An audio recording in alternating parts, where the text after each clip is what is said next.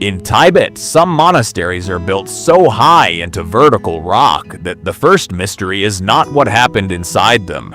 It is how they were built there at all. A sacred mountain no climber is allowed to stand on. Caves where bodies have been reported to decay unusually slowly. Two lakes sitting almost side by side that behave like opposites. A valley so deep that modern mapping only caught up to local knowledge a few decades ago. In Tibet, forbidden does not always mean locked. Sometimes it means too high, too sacred, too remote, too fragile, or too restricted to fully reach. 8 places, 1 plateau, and 1 set of questions the outside world is still learning how to ask. The roof that changes the rules. Tibet sits at an average elevation of around 4,500 meters. Oxygen here is roughly 40% lower than at sea level. The body notices. Access does too. Permits are required to enter much of the region. Some areas remain closed to outside researchers entirely. The plateau itself is the first forbidden gate, and the first place beyond it is the one this video could have been named after. Chapter 1. The Monastery on the Edge of Gravity. The first mystery is not inside the monastery. It is the ledge holding it. Across the Tibetan plateau and the wider Himalayan world, hundreds of monasteries and hermitages were built into near-vertical rock between the 11th and 13th centuries. Some are full monastic complexes. Some are single meditation cells carved into the cliff itself. The most famous Tibetan example is Drak Yerpa, a network of meditation caves and small temples cut into a limestone wall northeast of Lhasa, used by practitioners for more than 1,000 years. Others, like Chu Gompa near Lake Manasarovar, sit on isolated rock outcrops that rise directly from the plain. The pattern repeats across the region. The harder the access, the deeper the practice. That part Tibetan tradition explains clearly. What it does not fully explain is the engineering. These structures were built using stone, timber, and lime plaster carried up by hand. No modern cranes, no industrial lifting systems, no surviving record of large-scale mechanical lifting at these sites. And yet, some of these buildings have stood for nearly 1,000 years on surfaces that modern engineers would hesitate to anchor anything to. Wind here moves vertically along the cliff face, accelerating as it funnels through narrow gaps. Temperatures shift by more than 20 degrees Celsius within a single day. Freeze-thaw cycles attack every joint, every beam, every wall. By many modern engineering instincts, these buildings look as if they should have been fragile, yet some have endured for centuries. Part of the answer lies in how Tibetan builders worked with the rock rather than against it. Foundations were carved directly into the stone. Walls were thickened on the windward side. Timber was selected for flexibility, not just strength. Roofs were sloped to release snow before it could accumulate, but part of the answer remains unclear. Some of these sites sit on ledges so narrow that there is no logical staging area for construction, no flat ground to mix materials, no space to maneuver large beams, and little detailed record of how the heaviest elements were lifted into position. Many of these sites remain closed to outside researchers. Active monasteries follow their own protocols. Photography is limited. Structural surveys are rare. What science can study from a distance, it studies. What lies inside the walls remains, for the most part, in the hands of the monks who live there. Local tradition fills the gap with stories. Builders carried by faith. Stones lifted by spiritual force. Monks who could walk on air. Outside that tradition, there is mostly silence. What remains is the building itself, Still standing, still occupied, still functioning as it did centuries ago. But Tibet does not only protect buildings through altitude, it protects mountains through consensus. Chapter 2. The mountain no one is allowed to climb. Kailash is not the tallest mountain in Tibet. It is the one no one is allowed to stand on. 6,638 meters high. In a region of 7,000 and 8,000 meter peaks, that puts it nowhere near the top of the list. But arguably, it is the most forbidden mountain in the world. Kailash is sacred to 4 religious traditions at once: Buddhism, Hinduism, Jainism, the Bon tradition that predates them all.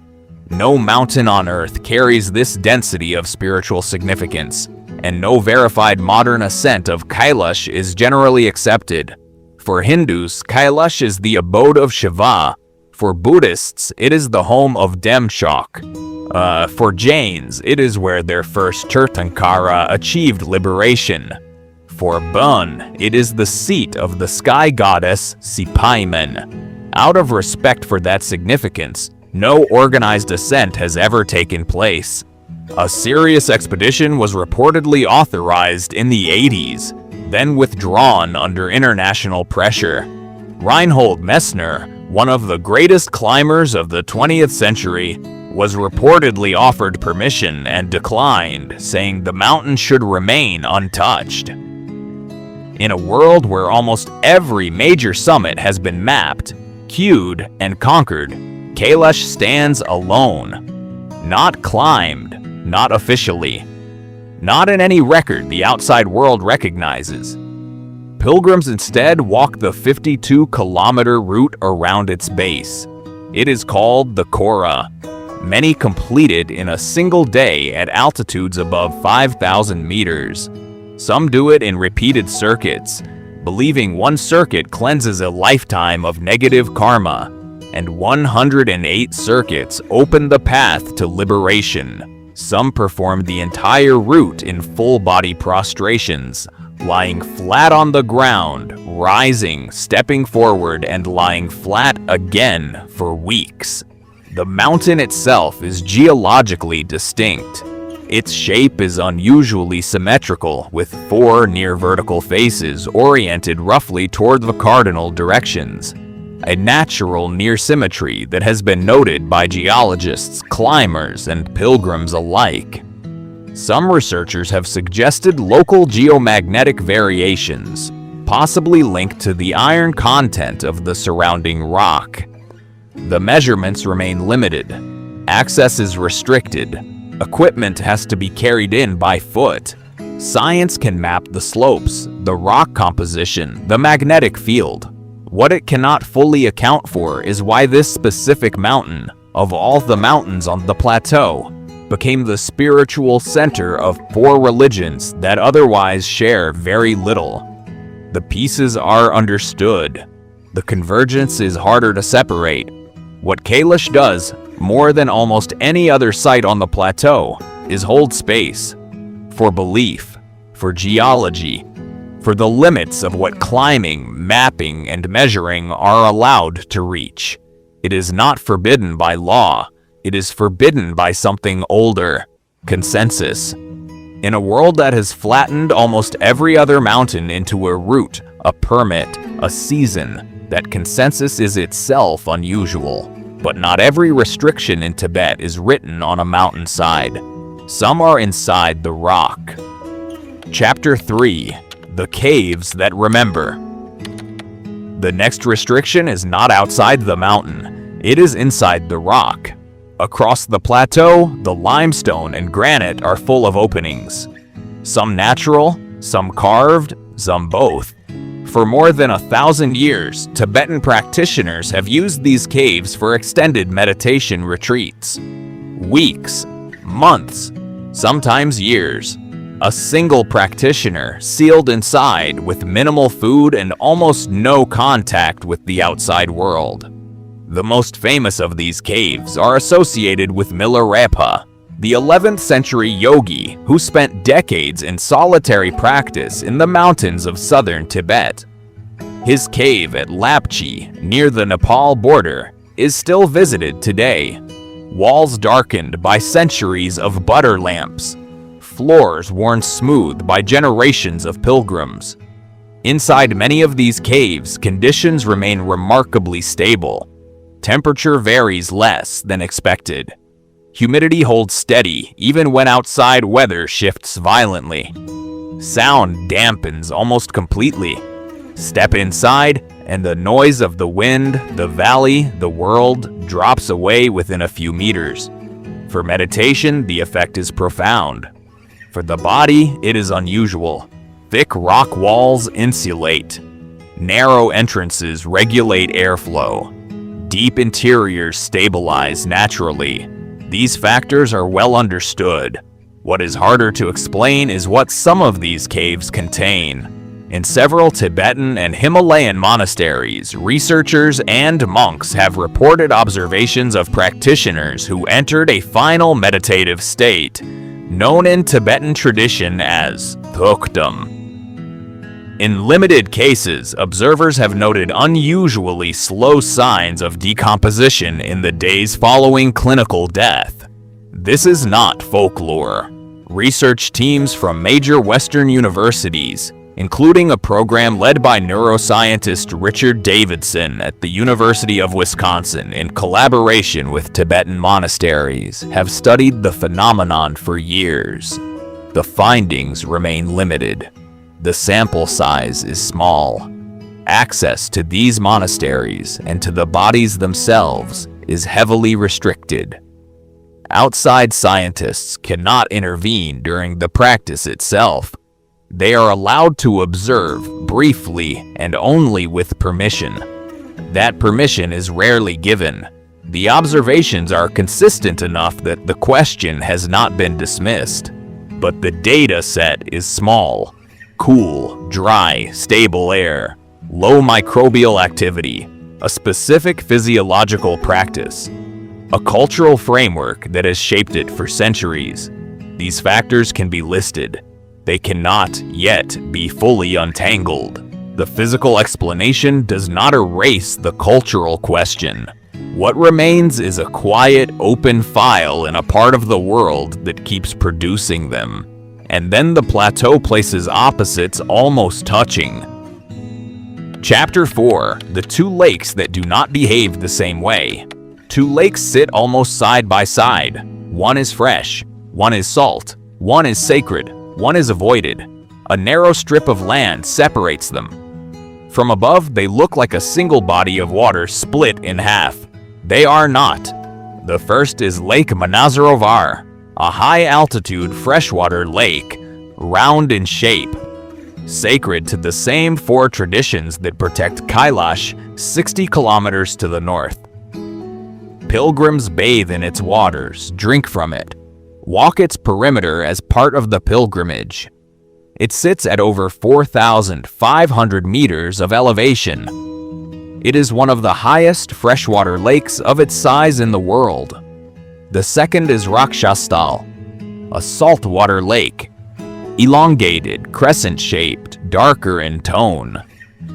In local tradition, it is often associated with darker forces. Pilgrims generally do not bathe in it. Local accounts describe its surface as often agitated, even when the surrounding air is still. Many observers note that birds appear to settle on it less than on Manasarovar. These descriptions are largely cultural. The physical contrasts behind them are real. Same region, same altitude, same prevailing weather. Separated by less than a kilometer, and they behave like opposites. Geology can describe the mechanisms. Manasarovar is fed by glacial meltwater and rivers, which keeps it fresh. Rakshastal has limited outflow, which concentrates its salt over time. The chemistry is clear. The hydrology is documented. What is harder to account for is the symbolic load. Why does life appear to cluster on one shore and avoid the other so consistently?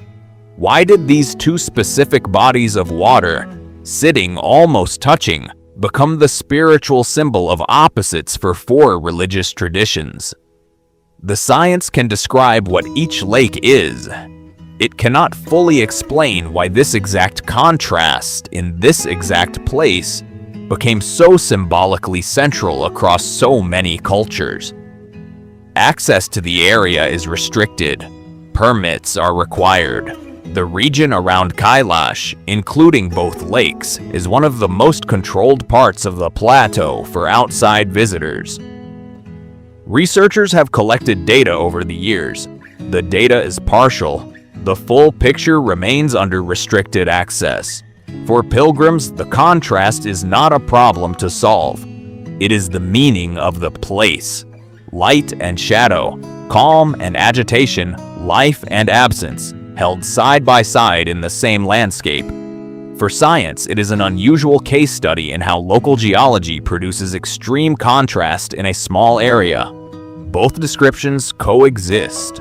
Both leave parts of the question open, but some places are not forbidden because they are high. They are forbidden because the road itself becomes the barrier. Chapter 5. The valley closed to outsiders. Pamako does not need walls. The canyon is the wall. In the eastern part of the plateau, the Yarlung Tsangpo River cuts one of the deepest canyons on Earth. In some sections, the canyon plunges more than 5,000 meters from rim to river. Deeper than the Grand Canyon, steeper than almost any comparable gorge. The terrain is dense, wet, and difficult. Subtropical forest at the bottom. Glaciers at the top. Vertical kilometers of biome change between them. For most of the 20th century, large parts of Pamako remained largely unmapped by outside expeditions. Within Tibetan Buddhism, Pamako holds a specific status. It is considered a Bayul, a hidden land, described in centuries-old texts as a place of spiritual refuge accessible only to those prepared to find it. The descriptions include specific landmarks, specific routes, and specific conditions for entry. For believers, the geography is sacred. For researchers, the geography is simply extreme. Both views can coexist here. What makes Pamako resistant to easy explanation is not mysticism. It is the difficulty of documentation. Outside expeditions have, in several cases, documented features long described in Tibetan accounts. Some descriptions appear to match physical landmarks, not always perfectly, but often enough to take seriously. In 1998, an expedition led by explorer Ian Baker documented a major waterfall on the Yarlung Tsangpo, often referred to as the Hidden Falls of Dorje Pagmo, that had been described in Tibetan texts for centuries but had not been confirmed in outside geography. It existed. It had simply not been mapped. Permits to enter Pamako are tightly controlled. The area sits close to a sensitive border region near Arunachal Pradesh. Foreign access is restricted further than in most parts of Tibet. Even Tibetan pilgrims who attempt the traditional route describe sections that disappear into terrain too difficult to cross without extended preparation. The valley does not need to be locked. It is sealed by geography.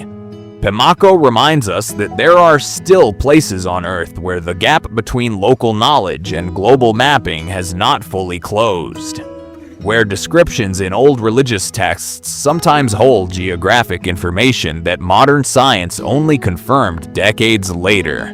Not always, not perfectly, but often enough to treat the texts as records, not only as scripture.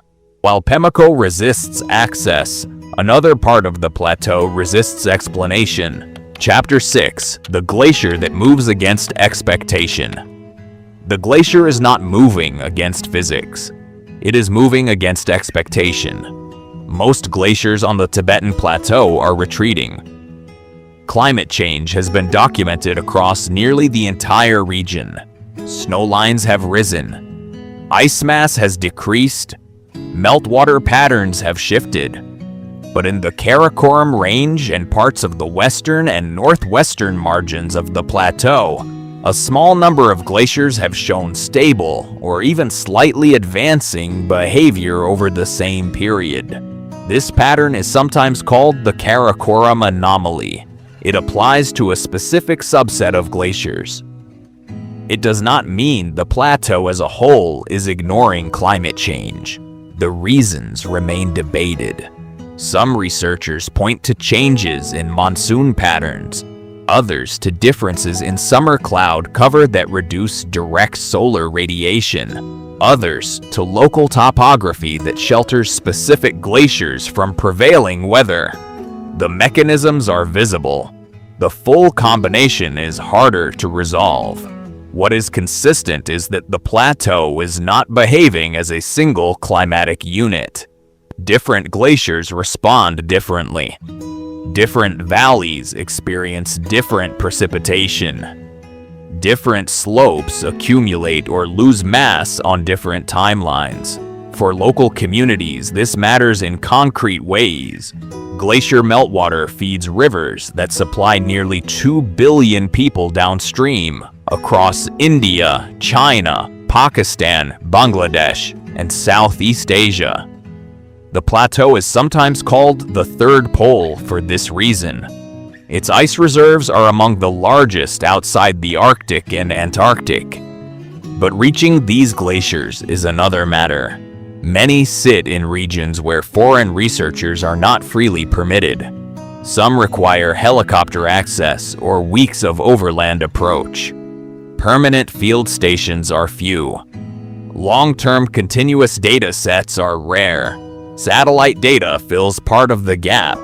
It can map ice extent, surface elevation, flow speed. It cannot measure what happens beneath the ice, inside the crevasses, under the seasonal snow. For that, you need boots on the ice. And boots here require permits, altitude, and a margin of safety that the terrain rarely offers. Tibet's ice system is too complex to reduce to a single global trend. It is also too inaccessible to fully resolve from the outside. The result is a third pole that we can watch from orbit but still cannot fully read from the ground. And what science struggles to read here, the human body struggles to read at the passes. Chapter 7. The Pass Where Travelers Lose Their Sense of Direction. At 5,000 meters, direction is not only a map problem, it becomes a body problem. The highest point of the Kailash Kora is a pass called Dol Mala, named for the Tibetan goddess Tara. It sits at 5,630 meters. Pilgrims who complete the Kora cross it in a single day, often after walking for hours from below. The pass itself is short. The effects on the body are not. At this altitude, oxygen levels drop to roughly half of what they are at sea level. The body responds in measurable ways. Heart rate spikes, breath shortens, decisions slow. Fingers lose precision. Travelers describe a loss of time perception that goes beyond standard altitude sickness. Distortion of distance. Visual impressions that don't quite match the landscape ahead. A path that looked clear from below disappears into cloud within minutes. A peak that seemed close turns out to be hours away. Wind cuts across the ridge in a single direction, hard enough to push a body off balance. Some of this is medical. Hypoxia, the lack of oxygen at high altitude, can produce confusion, judgment errors, and even hallucinations at extreme elevations. Pilots, climbers, and high-altitude workers have documented similar effects for decades. Some of it is optical. Thin, dry air bends light differently across long distances, distorting depth and scale. Whiteout conditions can erase the horizon within minutes. But Tibetan accounts often include something more specific. A sense that the pass itself is a threshold. The decisions made there feel different. that choices to continue, to turn back, to rest are shaped by something the traveler cannot quite name. In tradition, crossing Dal Mala is said to symbolize a kind of rebirth. Pilgrims leave behind clothing, hair, even teeth at the pass as offerings to a previous self. This is not anomaly. This is structure. The pass is built into the spiritual logic of the pilgrimage. The interaction is what makes the experience difficult to study cleanly. Altitude, hypoxia, optics, fatigue, cultural expectation, 1,000 years of pilgrimage layered onto a single ridge of rock. These factors can be listed. Separating them in real time is harder. When a traveler approaches a pass long described as sacred, the body and the mind enter that space already shaped by anticipation. The pass becomes more than geography. It becomes a threshold. And thresholds anywhere in the world affect how people perceive what happens at them. This does not reduce the experience to placebo. It places it in a category that science increasingly takes seriously. The interaction between environment, expectation, and physiology. Tibet has been studying that interaction, in practice if not in laboratory terms, for over 1,000 years. The study from the outside has barely begun. Many of these passes sit in regions that require special permits. Some require local guides who follow protocols passed down for generations. Some are crossed only at certain times of year, for reasons that are partly practical and partly traditional. The line between the two is not always clear, and the final place on this plateau is not a valley, a lake, or a mountain. It is a library. Chapter 8. The Hidden Library of Sakya. Sakya's deepest mystery is not locked in a cave. It is stacked on shelves. In southern Tibet, west of Shigatse, stands the monastery of Sakya. Founded in 1073, it is one of the oldest and most influential monasteries in Tibetan Buddhism. Its walls are striped in gray, red, and white, a pattern that gives the entire Sakya school its name. But what makes Sakya remarkable is not only its age. It is what it contains. Behind the main assembly hall stands a wall of bookshelves nearly 60 meters long and roughly 10 meters high. It holds tens of thousands of manuscripts. Some sources place the number considerably higher. No complete public count has been released. Many of them have not been cataloged in detail. Many have not been opened in decades. Some are written in scripts and dialects that are no longer in active use. Scholars who have been allowed access describe the collection as one of the largest surviving libraries of Tibetan religious, philosophical, medical, astronomical, and historical texts in the world. The texts cover Buddhist doctrine, but also subjects that don't always fit modern Western categories. Tibetan medical traditions, including herbal pharmacology and diagnostic systems developed independently from other Asian medical traditions. Tibetan astronomy, including calendrical systems used for centuries to track eclipses and seasonal patterns. Tibetan historical chronicles that record events not preserved anywhere else. Access to the library is tightly controlled. The monastery follows its own protocols. Photography is limited. Cataloging remains ongoing in conditions that include altitude, limited resources, and the careful pace of an active religious institution. Researchers have found over the past few decades texts that have helped revise understanding of earlier Tibetan history. Medical formulas that have attracted interest from pharmacological researchers.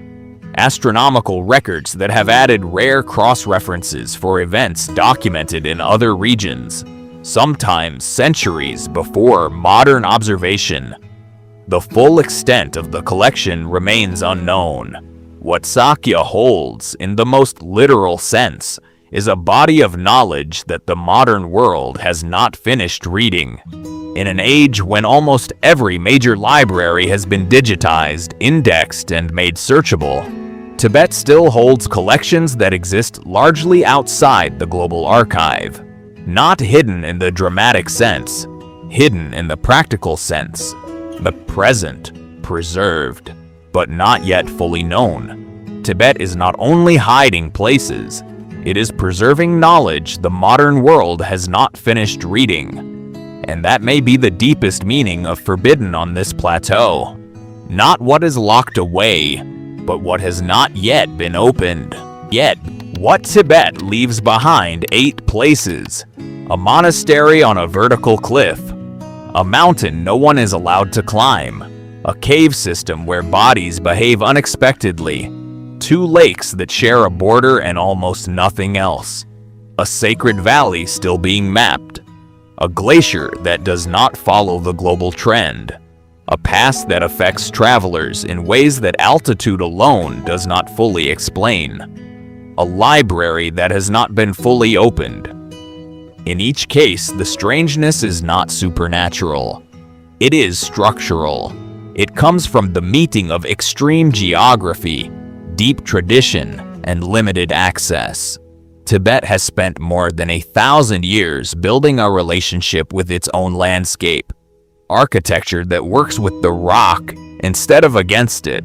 Practices that adapt the human body to thin air and extreme cold. Texts that record what was observed long before instruments could measure it. Routes that follow the contours of the land rather than overriding them. That accumulated knowledge does not always translate cleanly into the categories that outside science uses. Some of it eventually does. Glacier behavior, altitude physiology, atmospheric optics, geomagnetic variation. All of these now have research literatures that include Tibetan sites. Some of it has not yet been translated, not for lack of effort, for lack of time, access, and shared frameworks. And some of it may resist translation entirely, not because it is false, but because it belongs to a way of describing the world that emerged from this specific plateau, under conditions that exist almost nowhere else. This is the Tibet that the standard story rarely shows. Not a frozen postcard, not a closed kingdom, not a single political headline. A working landscape with working traditions sitting at the edge of what modern measurement is comfortable describing. The 8 places in this video are real. They are visited. They are studied. They are documented. But they are not finished. Not in the way a guidebook can finish them. Tibet is not forbidden because it is hidden from the world. It is forbidden because the world has not yet learned how to enter it without changing what it came to understand. This is Tibet. And these are 8 of the places where the questions get harder.